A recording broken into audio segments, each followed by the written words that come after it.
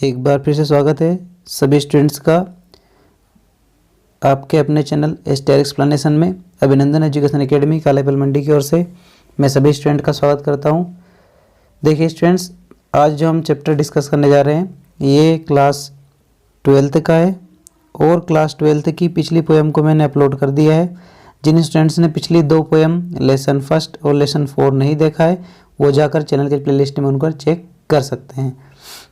देखिए स्टूडेंट्स, आज जो हम चैप्टर डिस्कस कर रहे हैं वो आपका लेसन 7 है, जो भी एक पोएम है। क्योंकि स्टूडेंट्स इस चैनल पर मैंने पिछली पोएम को सभी को पढ़ा दिया था। आज उन पोएम के क्वेश्चन आंसर को हम आगे बढ़ा रहे हैं और आज जिस चैप्टर के क्वेश्चन आंसर को हम कवर कर रहे हैं वो लेसन 7 है, इन द कंट्री। ठीक है स्टूडेंट्स, देखिए आपके सामने पहला क्वेश्चन दे रखा है, what kinds of life does the poet find in the wood. What kinds of life, किस प्रकार का जीवन, डज द पोइट कवि फाइंड पाता है इन द वुड, जंगल में, किस प्रकार के जीवन को कवि जंगल के अंदर पाता है। देखिए स्टूडेंट्स, आपके सामने आंसर भी दे रखा है, he finds an ideal life. Ideal life मतलब क्या होता है? आइडियल मीन्स होता है आदर्श। आइडियल मीन्स क्या होता है? आदर्श। देयर इज नो सफेरिंग, यहाँ पर कोई भी क्या नहीं है? सफेरिंग नहीं है। यहाँ पर सफेरिंग अर्थ होता है पीड़ा, कि इस जंगल में जो एक कैसा जीवन है, आदर्श वाला जीवन है, उस जीवन में कोई भी पीड़ा नहीं है। ठीक है स्टूडेंट्स, आगे देखिए अगला क्वेश्चन दे रखा है, what is the selfishness according to the poet. कवि के अनुसार स्वार्थ क्या है? सेल्फिशनेस मतलब क्या होती है? स्वार्थ। कवि के अनुसार स्वार्थ क्या है? तो अकॉर्डिंग टू द पोइट, कवि के अनुसार selfishness is the running away from human sufferings and avoiding poor and sad human beings. देखिए अकॉर्डिंग मतलब होता है अनुसार, टू द पोइट कवि के अनुसार सेल्फिशनेस वही स्वार्थ, इज है, क्या है? यहाँ से आंसर है अपना स्टार्ट। रनिंग अवे मतलब होता है भाग जाना। रनिंग अवे मतलब क्या होता है स्टूडेंट्स? भाग जाना। ठीक है, तो क्या दे रखा है, अकॉर्डिंग टू द पोइट कवि के अनुसार सेल्फिशनेस मतलब स्वार्थ इज है running away from human suffering, मानव जो समस्या है उनसे दूर भाग जाना, एंड और अवॉइडिंग मतलब होता है टालना। अवॉइडिंग मतलब क्या होता है? टालना। पुअर गरीब लोगों को, and sad human beings. Sad human beings मतलब होता है जो दुखी व्यक्ति है।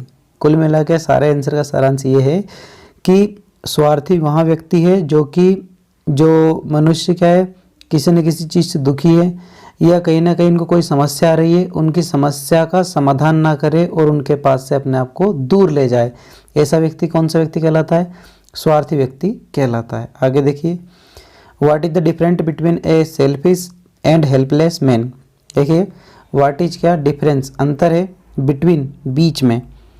यहाँ पर ये देखिए बिटवीन जो दे रखा है आपके सामने, ये बेसिकली क्या है? एक प्रीपोजिशन है, इससे अपन लोग ग्रामर में डील करेंगे। देखिए व्हाट इज द डिफरेंट क्या अंतर है? बिटवीन बीच में, ए सेल्फिश वही स्वार्थी, एंड हेल्पलेस असहाय मेन व्यक्ति के बीच में। क्या व्यक्ति 2 तरह के स्वार्थी होते हैं, एक तो व्यक्ति स्वार्थी खुद होता है और एक क्या होता है? असहाय। पर हमें बेसिकली देखने से दोनों कैसे लगते हैं? स्वार्थी लगते हैं। तो यहाँ पर जो राइटर है उसने बताया है कि एक तो स्वार्थी और एक असहाय, इन दोनों व्यक्ति में क्या अंतर है। तो देखिए a selfish person avoid the poor, पिछले आंसर से क्लिक है स्टूडेंट्स, ध्यान से देखिए। ए सेल्फिश पर्सन एक स्वार्थी व्यक्ति क्या करता है? ए सेल्फिश पर्सन मतलब एक स्वार्थी व्यक्ति अवॉइड्स द पुअर, गरीब लोगों को क्या है? टालता है, उनसे दूर जाता है। डाउन ट्रेडन मतलब दलित लोग या पिछड़े वर्ग के लोग हैं। जो एक स्वार्थी व्यक्ति होता है वो गरीब लोगों से, पिछड़े लोगों से दूर भागता है। वाइल ए हेल्पलेस पर्सन, अब यहाँ पे जो आपके सामने हेल्पलेस पर्सन दे रखा है, असहाय व्यक्ति, वांट टू हेल्प देम, उनकी सहायता करना तो चाहता है, but is not able to do it, परंतु ऐसा करने में सक्षम नहीं है। मतलब जो स्वार्थी व्यक्ति होता है वो तो उनकी सहायता करना ही नहीं चाहता है किसी भी स्थिति में, परंतु जो एक कैसा व्यक्ति होता है? असहाय व्यक्ति होता है, वह उनकी सहायता तो करना चाहता है परंतु वो इस स्थिति में नहीं है कि वो उन असहाय लोगों की सहायता कर सके। ठीक है स्टूडेंट्स, आगे देखिए अगला क्वेश्चन दे रखा है, why does the poet not admire this beautiful sides of the city. ठीक है स्टूडेंट्स, वाई डज क्यों द पोइट कवि नॉट एडमायर, प्रशंसा, एडमायर मतलब क्या होता है स्टूडेंट्स? प्रशंसा करना। तो कवि प्रशंसा नहीं करता दिस ब्यूटीफुल साइट्स, सुंदर दृश्यों की, ऑफ द सिटी, शहर के। कवि शहर के सुंदर दृश्यों की क्या नहीं करता है, तारीफ नहीं करता है, क्यों? तो आंसर देखिए, ही डज नॉट एडमायर, वो प्रशंसा नहीं करता, देम उनकी, बिकॉज क्योंकि, ही फाइंड्स वो पाता है, फाइंड्स मतलब क्या ढूंढना होता है, यहाँ क्या निकलेगा पाना, वो पाता है ए लॉट ऑफ सफरिंग, बहुत सारी, सफरिंग मतलब पीड़ाएं, वो बहुत सारी पीड़ाएं पाता है, एंड और नीडी पीपुल्स देयर, यहाँ पर ये पीपुल्स लिखा रहा है, नीडी पीपुल्स देयर, जरूरत वाले लोगों को वहाँ पर घूमता हुआ, क्योंकि कवि शहर भले ही बड़े क्यों ना हो, लेकिन वहाँ पर क्या पाता है, बहुत सारे दुखी व्यक्तियों को पाता है जो इधर उधर भटक रहे हैं, ये ऐसे व्यक्तियों को चाहता है, देखता है जहाँ उनकी मतलब वो उनकी आवश्यकता किसी काम करने की, लेकिन उनको कोई काम दे नहीं रहा है। मतलब कुल मिलाकर वहाँ कवि का परिदृश्य क्या है, बहुत बेकार सा लगता है, इसलिए कवि कहता है कि मैं इस शहर की तारीफ नहीं कर सकता। ठीक है स्टूडेंट्स, आई होप यहाँ तक के 4 क्वेश्चन आंसर आपको समझ में आए होंगे। अगर आपको मेरी मेहनत स्टूडेंट पसंद आती है तो आप वीडियो को लाइक करें तथा उन स्टूडेंट के पास शेयर करें जिनको इनकी आवश्यकता है। आपने चैनल तो सब्सक्राइब कर ही लिया होगा, क्योंकि इसी चैनल पर आपको लगातार कक्षा 10वीं, कक्षा 12वीं हिंदी और इंग्लिश मीडियम के वीडियो अपलोड होते हुए नजर आएंगे। ठीक है स्टूडेंट्स, आगे देखिए, अगला क्वेश्चन दे रखा है, describe the sights and sounds of the cities as portrait in the poem. देखिए स्टूडेंट्स, एक बार क्वेश्चन देखिए, डिस्क्राइब वर्णन कीजिए, द साइट उन दृश्यों का, एंड साउंड उन आवाज़ों का, ऑफ द सिटी शहर के, पोर्ट्रेट चित्रांकित किए गए हैं, इन द पोएम कविता में। पोर्ट्रेट मतलब होता है चित्रांकित किए गए, दिखाए गए हैं। कविता में जो शहर के अंदर उठने वाली आवाज़ें हैं और दृश्य है उनको कैसे बताया गया है, तो देखिए, the sights portrait are those of thousands of suffering faces, वही बार बार रिपीट होगी मतलब सीरीज में। देखिए स्टूडेंट्स, इसमें जो वर्ड हैं चैप्टर में कोई अलग से वर्ड नहीं आए हैं, सारे वर्ड वही हैं जो अपन ने चैप्टर में पढ़े हैं, और सारे वर्ड बार बार वहीं से नजर आ रहे हैं जो अपन ने शॉर्ट आंसर क्वेश्चन पढ़े हैं। इसलिए आप एक एक क्वेश्चन को ध्यान से देखिए, पूरा वीडियो लास्ट तक देखिए, जिससे आपको सारे क्वेश्चन आंसर समझ में आ जाए। अगर आपने इसे लास्ट यहाँ पर आकर छोड़ दिया कि ये क्वेश्चन हमें समझ में नहीं आ रहा है, बाद में देखेंगे, तो आपने पिछले जो क्वेश्चन आंसर पढ़े हैं उनको आप भूल जाएंगे।